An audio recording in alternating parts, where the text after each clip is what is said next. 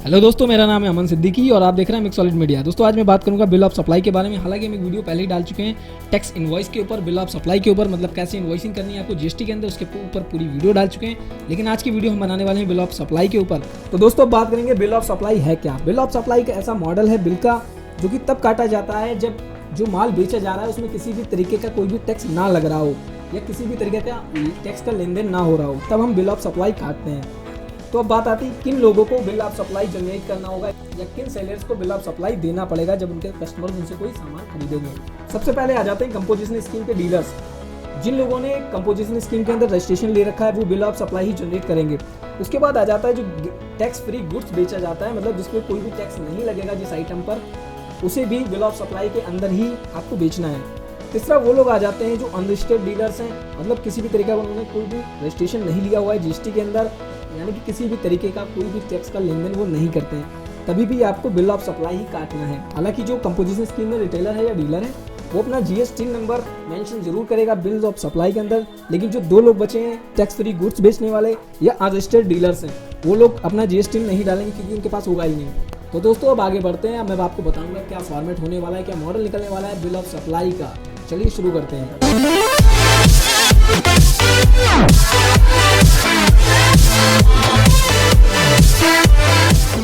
तो दोस्तों गवर्नमेंट ने किसी भी तरीके का कोई मॉडल या फॉर्मेट नहीं बनाया है, बस रूल्स बनाए हैं कि आपको कैसे अपनी इनवॉइसिंग करनी है। तो बिल ऑफ सप्लाई के लिए 8 रूल्स बनाए गए हैं, जिनमें सबसे पहले आता है कि आपका जो बिल ऑफ सप्लाई है उसके अंदर आपका नेम, एड्रेस और जीएसटी नंबर होना चाहिए सप्लायर का।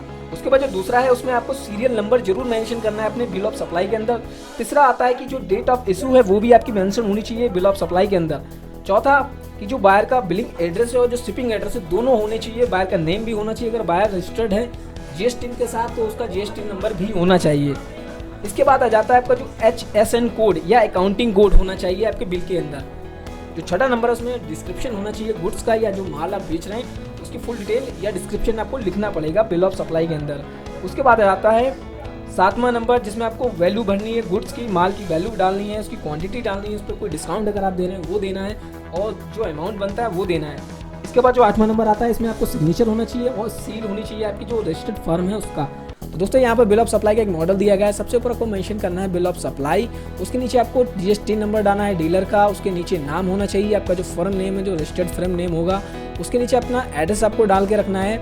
आप यहाँ पे चाहो तो किसी भी तरीके का कोई लोगो यूज़ कर सकते हैं या कोई भी डिज़ाइनिंग यूज़ कर सकते हैं, लेकिन ये चीज़ें यहाँ पे मेंशन होना बहुत ज़रूरी है। उसके नीचे आप या तो डेट ऑफ इशू यहाँ पे लगा सकते हैं या सीरियल नंबर कोई भी यहाँ पे मेंशन कर सकते हैं, लेकिन मैंने यहाँ पे नीचे किया हुआ है। उसके बाद जो कस्टमर है उसका आपको नाम डाल के रखना है बिलिंग डिटेल्स के अंदर, उसका एड्रेस होना चाहिए, अगर जीएसटी नंबर रजिस्टर्ड है तो उसका जीएसटी भी होना चाहिए इसके अंदर।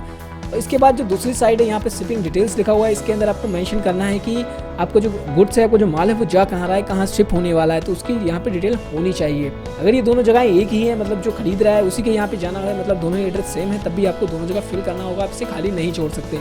उसके नीचे हम यहाँ पे जैसे मैंने डाल रखा है डेट ऑफ इशू, यहाँ पे आपको डाल के रखना है कि जो आपका बिल है, बिल ऑफ सप्लाई किस दिन जनरेट हुआ, आपको उस दिन की डेट डालनी है। उसका जो सीरियल नंबर है आपको वो यहाँ पे डालना है, लेकिन यहाँ पर एक बात ये ध्यान रखिएगा कि जो सीरियल नंबर है वो फाइनेंशियल ईयर के अंदर दोबारा रिपीट ना हो, मतलब एक सीरियल नंबर एक ही ईयर में एक बार ही आए। उसके नीचे हमारी जो डिस्क्रिप्शन होगा, मतलब जो आइटम्स हैं उनकी डिटेल भरनी है। सबसे पहले आपका जो सीरियल नंबर आता है यहाँ पे आपको सीरियल नंबर की डिटेल्स डालनी है। उसके बाद आइटम डिस्क्रिप्शन के एक कॉलम बनाना है। उसके बाद HSN कोड या अकाउंटिंग कोड आपको फिल करके रखना है जो आपका आइटम है या आपकी जो सर्विस है। उसके बाद उसकी क्वांटिटी कितनी होनी चाहिए, उसका यूनिट क्या हो या रेट कितना है, जैसे मैंने यहाँ पे मेंशन करके रखना है, आपको वैसा ही करके रखना है। अगर आप कोई डिस्काउंट दे रहे हैं तो आपको उसका डिस्काउंट भी फिल करना पड़ेगा। तो दोस्तों यहाँ पे ध्यान दीजिएगा कि जो HSN कोड है ये आपको तभी फिल करना है या इसकी रिक्वायरमेंट तभी होती है जब आपका जो टर्नओवर है वो 1.5 करोड़ से ऊपर हो। अगर नीचे है तो आपको कोई ज़रूरत नहीं है इसे फिल करने की, आप इसे ब्लैंक भी छोड़ सकते हैं या यहाँ पे ये कॉलम ही हटा सकते हैं। उसके बाद जो आपका टोटल अमाउंट बनता है उसे आपको नीचे यहाँ पे फिल कर देना है। दोस्तों बिल ऑफ सप्लाई के अंदर किसी भी तरीके का कोई भी टैक्स नहीं लगता है। जिन बिल्स में टैक्स लगाया जाता है उन्हें टैक्स इनवॉइस कहा जाता है। टैक्स इनवॉइस से रिलेटेड एक वीडियो हम पहले डाल चुके हैं, आप वो भी देख सकते हैं, डिस्क्रिप्शन के अंदर लिंक मिल जाएगा आपको उसका। तो हम बात करते हैं बिल ऑफ सप्लाई के अंदर किसी भी तरह का कोई टैक्स नहीं लगता है, इसलिए हम कोई भी टैक्स मेंशन नहीं करेंगे। हमें जो टोटल अमाउंट यहाँ पे निकल के आया है वो हमें यहाँ पे फिल कर देना है। उसके बाद जो अमाउंट था उसे हमें वर्ड्स में लिखना है। यहाँ पे जैसे 600 रुपीज़ लिखा हुआ है तो हमने इसे वर्ड्स में लिख दिया 600 रुपीज़ ओनली। उसके बाद जो डीलर है उसका अपना सिग्नेचर होना चाहिए और सील लगेगी। अगर डीलर खुद सिग्नेचर नहीं करता तो उसका कोई अथोराइज पर्सन ही यहाँ पे सिग्नेचर करेगा।